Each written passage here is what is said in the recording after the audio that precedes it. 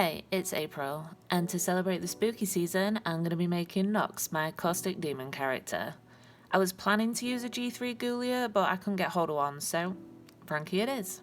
The leg doesn't work for this design, so I filled it in with epoxy and sanded off the outer details. To prep the head, I add some wire anchors for the horns, pierce the ear, stretch the hole, and push in a split ring, and cover the lobe holes. NOX has a pretty deadpan expression, so I'm filling in the smile dimples to harshen the face. Add some horns,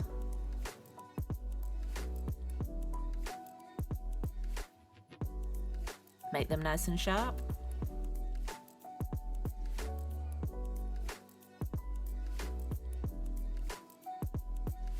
For the chest piece, I roll out some epoxy and cut out the base shape.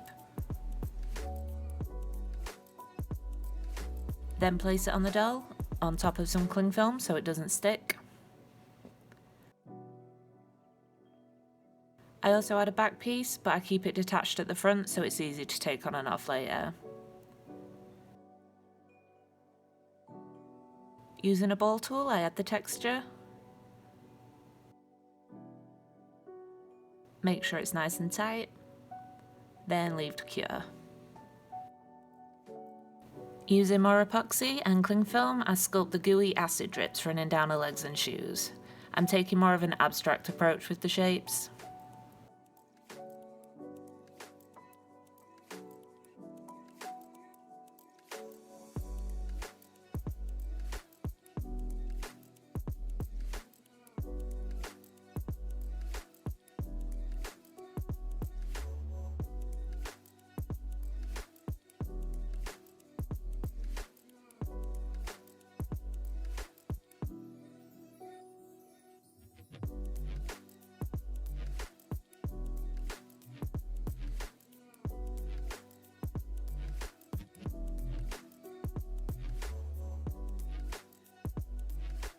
Once all the pieces were cured and sanded, I realised the texture on the chest piece was giving more melted plastic than gooey slime, so I used a Dremel to carefully cut out the sunken areas and smoothed out the surface.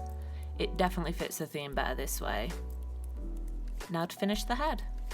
First, match the clay to her skin tone.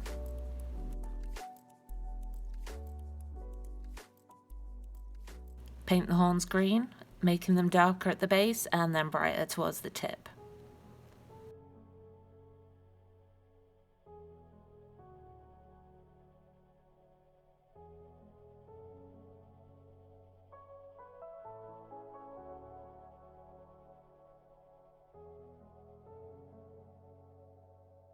Sketch out the face with some watercolour pencils.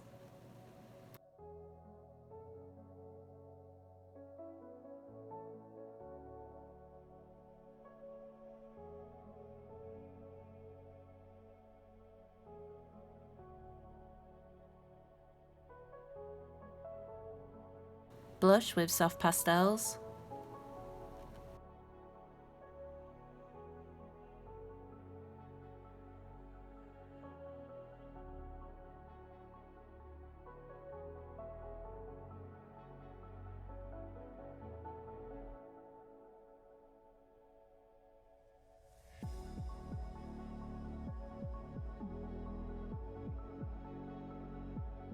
Paint the left sclera white and the right one black.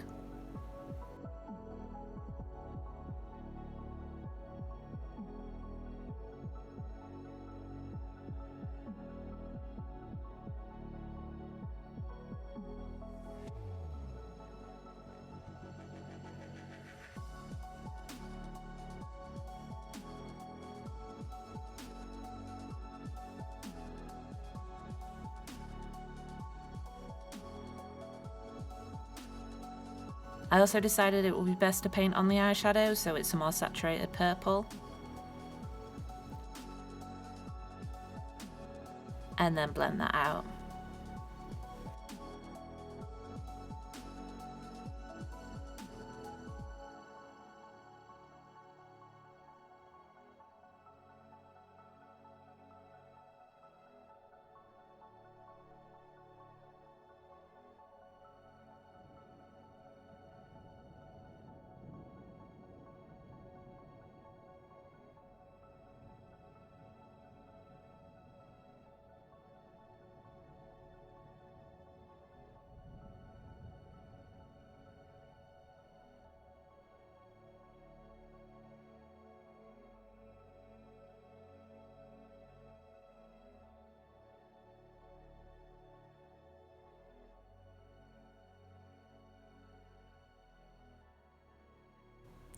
To amplify the creepiness on the right side of her face, I gave her black markings, taking inspiration from ink flow tattoos, which I absolutely love.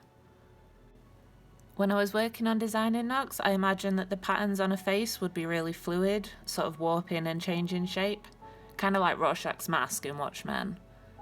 I think it would also depend on her mood, slow and minimal movement most of the time, but then getting faster and more aggressive as anger or sadness builds and taking over more of her face.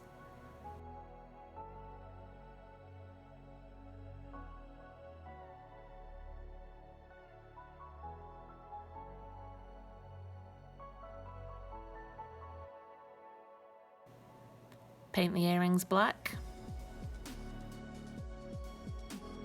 Add lots of green highlights.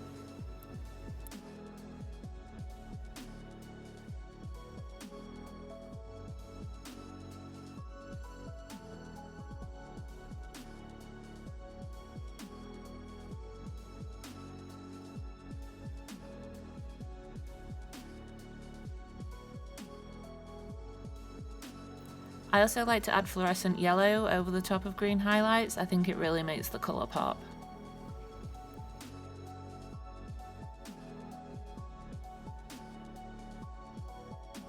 Coat the eyes with gloss.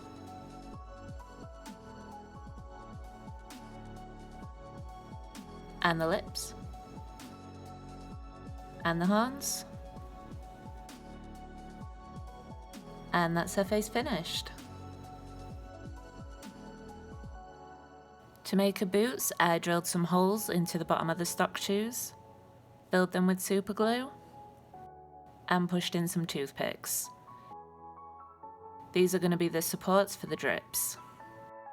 And then sculpt the goo with some epoxy.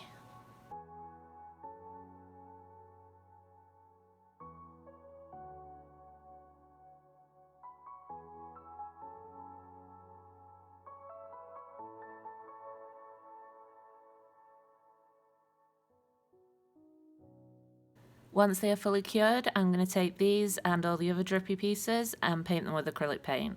That way everything will be really cohesive. Start with a green base, then bright green highlights,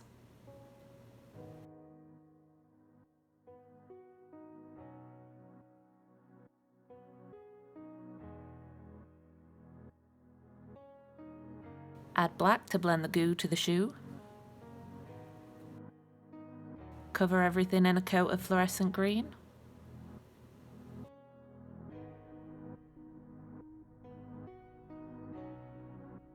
add shadows with soft pastels,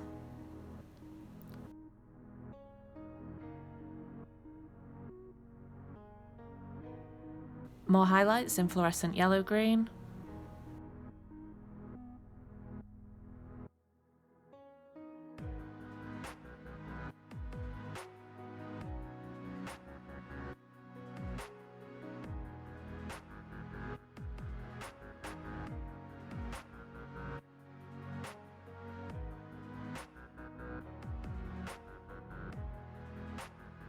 and seal with gloss.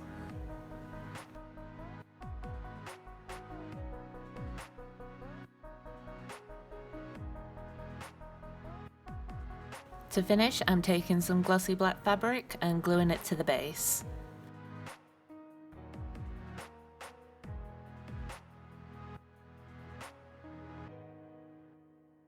I left the back open so I can fit it to the doll later on. I'm really loving how the gloss is making everything look kind of sticky. For her outfit, I made the base out of a black knit fabric and then cut into a raggedy shape with some scissors.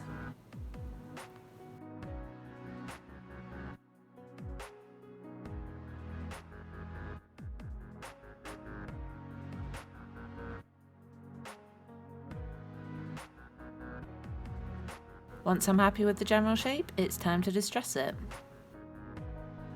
First, attack those edges with some tweezers. Then cover the holes with lots of loose black threads.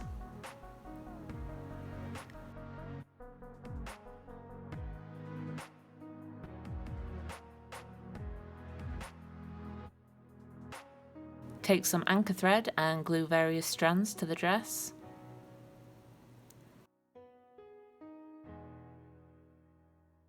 Add some stockings. I made these in the same fabric as the shoes, that way they'll hopefully blend and give the illusion of one long boot. And that's the outfit finished. I'm not sure why, but I found the contrast of the fabrics really satisfying. Now all that's left is her hair. I take some brushed yarn wefts and start by gluing down the loose strands.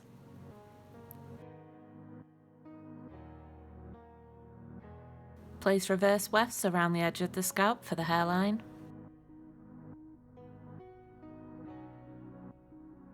Roll up some wefts.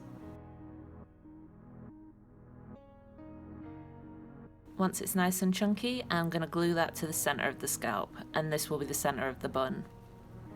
Check it's secure and then fill in the gaps, spiralling outwards. After leaving to dry, tie together with some thread. Smooth down with a mix of hot water and PVA glue. Style the wispy bits.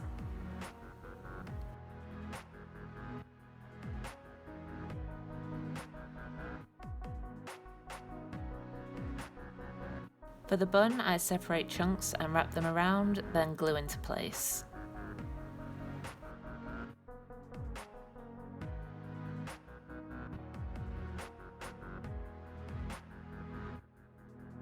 To give it a more dishevelled look, attach some extra wefts and shape them into little spikes.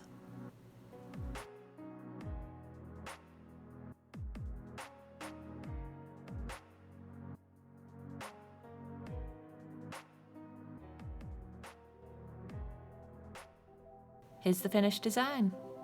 What do you think?